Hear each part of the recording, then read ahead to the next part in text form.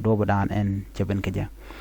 gwada me bana racha ke kwijechen bor ala jejen bor ka gwatadaw te ke jejen bor tere dwaran ka nasir ke jejen bor tere dwaran ka pangak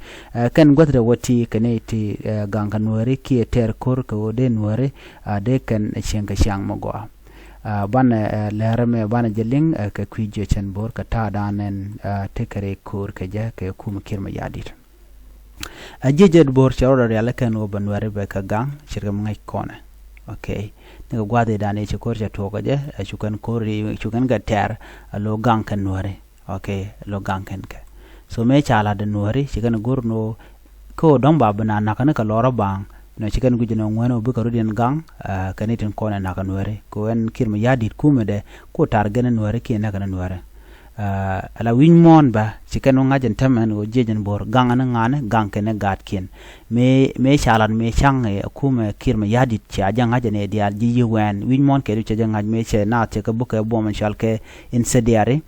ki cluster bomb kem college bongna mentam ngur kana bongna boken ke jabane tay ngaje kuma no en kuma kirma yadit kel ka ji Uganda melet kana let kana obukan war bukan kana ki bukan kabat re doar en shalke so Sudan jaroy mo chaja kwen so man bana kul ngai ke jejen bor cha bom jejen bor cha bom cha roda luang ganga nuare ga nuare dial so namo amugwa ka jejen bor de kon laro congratulation kamana chala de jejen bor ka resistant dan tikaka mana let kana ko bukan nuare bukan ka gang jo me de kon lat ka kwi jejen bor na me mediten